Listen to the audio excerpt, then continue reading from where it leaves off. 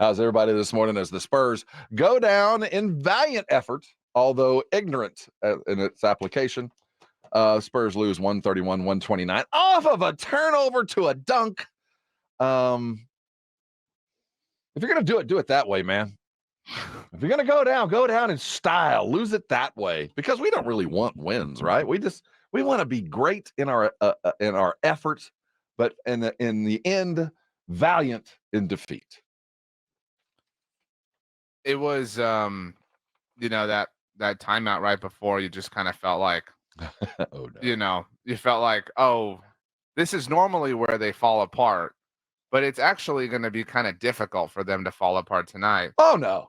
They found a way, and it was disappointing. But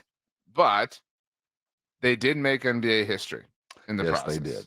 They achieved the greatness that we have been following for these many weeks. They sit now with 121 consecutive games with 20 assists or better. Who would have thought? Cue the music. Cue the celebration, because they did it. And what I found most appropriately was not only did they break the record, they did it in grand style. It wasn't like they didn't know it was coming, because they came out dealing. In fact, what they did was the perfect tease. They gave us 19 assists in the first half, dropping dimes everywhere, and we had to wait through the halftime to get the record. They wore the brown. They put on their appropriate brown suits and celebrated all the way as the Spurs had a hell of an assist night, man. 39 assists. What? And they sit atop. Now, this record stands. The longest streak up until now was the 84-85 Los Angeles Lakers. That was record-setting there. And you know who else did this well? Remember that Detroit Piston team in the early 2000s, 03, 04? Yeah, they did it too. Now, it was the Bad Boys. Yeah, it was 04, 05. No. The Bad Boys Pistons. Oh, I thought it was the 03, 04, so it was the 80s Pistons. Everybody got rings to show for what they did but us. Look, they're one of my all-time favorite lines in a movie, and not to jump the gun on the películas fantásticos. But Michael Fassbender in Inglourious Bastards has this incredible line after 3 glasses, sure. All right, where everyone knows what's about to happen, and he lights a cigarette. He says, if you don't mind, I'm going to go out. I'm going to do it speaking the Kings, because they've been speaking in German the whole time. Spurs went out against the Kings. All right, if you're going to do this. I thought it was so appropriate. No, in all seriousness, it is representative of what Pop wants out of a basketball team. So it's very minimal. No matter what you believe in Pop, he's still communicating with his players. They still get exactly what he wants. Now, whether it's manifested on appropriate times, that's a whole other story. Because while they had 39 assists, which was a glorious thing, there were 12 turnovers. And they weren't awful. It was just the timing of their turnovers in the first quarter, dumb stuff that would have helped them pull away. And then in the fourth quarter, I don't know where you apply the anger, because they are kids and some of them are making dumb mistakes. And you got Dominic Barlow bouncing around all over the place yesterday, just making some dumb mistakes, but I'll give it to him. The effort was there. And Zach Collins, let's give some flowers, man. Now, granted, he scored the point. He scored the basket that, was the assist. Yes. But dude, yeah, I mean, look, we had some fun with the assist thing, but dude, this was really embarrassing. It is. I mean, this was super embarrassing. And this was actually almost more embarrassing for the aforementioned Kings. They were up. This looked over. I mean, this actually was over. This whole thing took a Kings collapse. This should have been Spurs getting waxed. But the Kings opened the door. The Spurs said, "Hey, what's going on? How y'all doing? We're just going to close it right back." I mean, it's so hard to watch this team play basketball. And I don't have the optimistic, oh, well, they made it close without Wemby take that a lot of people kind of have right now. There were some nice things. I mean, Devin Vassell is really, really coming along, and that is awesome to see. We obviously had some harsh words for him now a few months ago, and he has done nothing but play exceptional basketball since he has established himself as a part of the project moving forward. Everybody else, I'm good. Savior 1332. That's been a question for the last couple of years, dude. Where's the defense? Some of it's ignorance, some of it's apathy, some of it's just inability. I mean, there's some guys running around on our basketball court that really shouldn't be playing a whole lot of minutes. So you take that away. Then you take the defensive structure itself, which I do not purport to understand defensive strategies in the NBA. I don't. It's master's level stuff that I managed to have an 8th grade education and that kind of stuff, but it seems very difficult to pick up. Whatever the Spurs are trying to do, and this has been over the years, the defense is the last thing that kind of clicks in. But once it does, we've seen masterful performances. This year, they've been relying on Wemby to take care of a lot of the problems, and they didn't have him last night, and they suffered for it, especially in the fourth quarter when De'Aaron kind of woke up.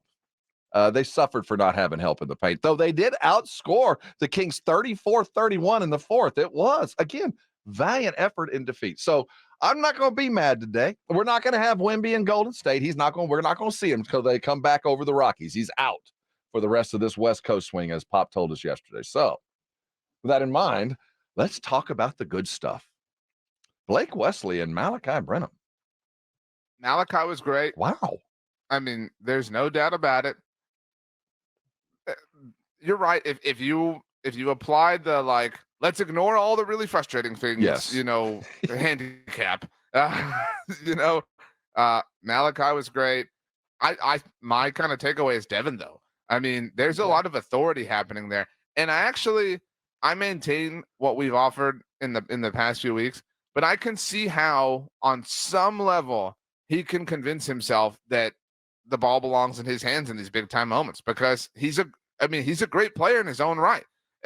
He's just not the best one on the team. And so that's just the reality of the situation. But so Devin Vassell's my kind of winner from this game. If I have to, have a hard takeaway from it all, I don't know if yours is Malachi or Zach. Well, no, Devin was the guy. He is, yes, no question. And he's doing exactly what he needed to do last night. Well, what bothers me in situations like this, and it shouldn't, and you kind of glossed on it, is this what we perceive as this competition as to who is the alpha. And I don't think even I mean, in my heart of hearts, I know Devin knows that this is Wemby's team. I mean, but there is those that when that occurs when you're thinking about what's happening. He is not in that reactive or this active mode where the very first thought, the second thought, and the third thought is Wemby, and then finally you're the fourth thought. And when he gets the opportunity like last night where he lit it up, man, 11-18, 4-7 from 3, I mean, made all of his free throws, no personal fouls. I found that odd. That's interesting. There were a lot of interesting things about this game. This was like a weird moment in time for both us and the Kings. Oh, I'm glad you went that way, because while we're talking silver and black, let's talk about Sacramento for a second. What's missing? Because I get this, man, that's a fun team to watch. That backcourt with Monk and Fox, holy cow. The second-year kid from Iowa, the dude can play. DeMontis, holy cow, double machine. But I watch them play, and I will go up and down the court, and they do some fabulous stuff. But I know they don't have a prayer as assembled. It's just there's something missing there, and I can't quite put my finger on what it is. They're not, I don't want to say consistent, but they're not reliable. You know what I mean? They can't be the same team for an entire game. And I think last night's people throw out the term microcosm or whatever a lot. Last night really was a microcosm of who they are. I mean, they were crushing. They were on cruise control. You know what I'm saying? And then they just not even take their foot off the gas. They turned the cruise control off. They almost like turned the car off. And then they wind up behind. It's just, you're kind of wondering like, whoa, where did this go? I mean, what happened? There was no reason why last night should have gotten as close as it did.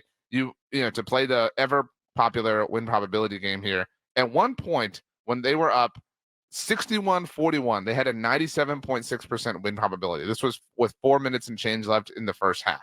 I mean, they actually not only had that shrink, they were actually in the red. At one point in time, this got all the way up to 87.7% win probability for the Spurs. I mean, they blew a 20-point lead. And I know that happened over the course of, an entire half almost, but there's just who is blowing a 20-point lead to the Spurs right now?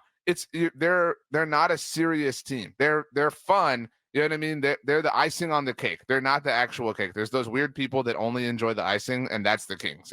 They want nothing to do with the actual substance. The other thing that struck me as I watched DeMontis, it is a pleasure to watch him play. Not since Tim Duncan has there been a more fundamentally solid guy on the court. He generally is a pleasure to watch for anybody who just takes great pleasure in watching a guy really good at what he does, whatever that is. He's really good at what he does.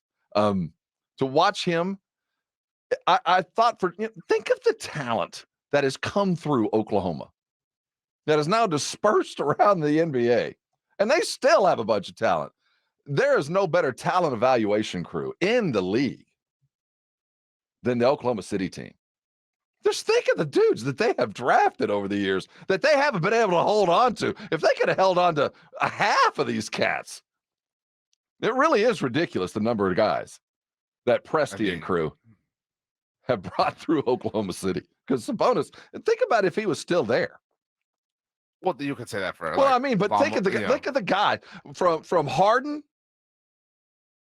on. I mean, just guy after guy. I mean, just. Now Durant, they don't take credit for that. Sure, but I mean, remarkable number of talented dudes that have come through Oklahoma City, and not just like kind of good dudes, like good dudes with long NBA careers, like game changers. You know what I mean? Like dynamic superstar level people. They are the I don't know what the opposite of the kiss of death is, but they're the kiss of life, I guess, the breath of life. You know what I mean? Like if they knight you, you're gonna have an amazing NBA. You've got game. One other reflection on the silver and black before we got Roger Clemens coming around the corner. Have you watched what has happened with the Pacers over the last couple of days as they've had this West Coast run? Speaking of kiss of death, they lost to us, and all of a sudden, dude, that was bad. I mean, I don't know how you're mad about like an amazing play by an amazing player at the very end. That's just kind of, they got one of those and we don't sort of thing, even though they traded for, your boy Siakam, but that sucks. Exposed, man. You guys are pretenders to the throne. Brian Oleg on our brigade bar. Devin is consistent. We shouldn't hold that against him. He's there to put up points. We need that from him, and it's him and Wemby, our only offense. Brian, you're right. And that's why I'm not holding 30 against him. But I just want him to always and forever remember the pecking order of things. And I think that's where things get out of whack. But last night, stepping into the breach. And let's not take away some of while the defense is awful, they did a pretty decent job on Keegan Murray last night. I mean, he got a couple of shots early, but he was on the court a lot for his athleticism and really played very little role in the game. He was a participant most of the night. And that was in no small part to some of the defense. Now, he is kind of a wilting flower as well. He would have fit in really well with the Spurs. A little bit more love. Keldon is, hey, man, they have indoctrinated in him. You get to take a three-pointer for every 3 dribbles you put in the paint. If you dribble in the paint and you take a shot in the paint, you get to take a 3. But you have to do it 3 times, then you get to 3. He's attacking the rim, and it's the best part of his game. On the subject of the paint, I mean, predictably, a disaster for the Spurs. Yeah. Turns out no Wemby. Well, hey. Yeah. I mean, it's amazing how the whole world knows something is going to happen and then it happens. You know what I mean? Like that's an amazing phenomenon that is sports sometimes. Dominic Barlow got some early minutes. Something we wanted to see. He is an athletic guy. He does provide a certain amount of bounce that we don't see. Even Wemby isn't the kind of bounce guy, but he makes up for other stuff. But Dominic, he knows he's athletic, and he just a little overdid it last night. But the good hustle minutes offered to him. And Zach Collins, while he is he's an invitation to score. Whoever he's guarding is going to get buckets. He tries. I appreciate Zach for what he is. But last night, when apples to apples, when athleticism is even, and you're kind of doing the same thing, Zach offered exactly what the Spurs want from him. It's just that there's so many nights where he is just not up to the task because just physically he's not up to it. I mean, he's not big enough. He's not laterally quick enough to do some of the things that are just absolutely necessary on a as a post on a bad perimeter defensive team. I know, game. RJ. I know. No, it's just, I mean, see, look, here's the thing. This is your first really go through with this. You know, I appreciate I went your through it last optimism, year. and I applaud your optimism or your willingness to kind of find the light in this. And I don't mean to say like it was 100% darkness and 100% frustration, but man, there's just something to, you had this. You had a chance to, put a smile on all of our faces, and you didn't just blow it, but everyone knew you would blow it. You know what I mean? Like you lived up to our worst expectations. There's a different kind of disappointment in all that. Just to keep everybody feeling good about themselves and why we're doing all that we're doing, I would like to give you just a couple of names just to keep in the back of your mind, like Matas Budzilis, Rob Dillingham, Cody Williams out of Colorado, who's making a jump there's talent we're chasing. Just remember those names and what is coming from the false starts that we offer today. There will be benefit tomorrow. So the names like Reed Shepard and Dalton Connect, who is a shooter. Not since Jimmer have I seen a dude like that. So focus on the college games over the next couple of days and understand so are the Spurs. We will hold them to that, all right? Because these March days, all right, these really frustrating nights that we go through. I mean, we're staying up to almost midnight watching them bottle this thing at the very end here, all right? Yeah. There better be another shoe to drop, all right? You cannot tell us next season about being patient or this or that or whatever, because we're giving you this time. We're giving, you're cycling through your mulligans right now, and you're burning up the benefit of the doubt really, really, really fast. You've had a lot of it built up in the bank, but coming next season, there's not going to be as much, kind of ammunition in that chamber.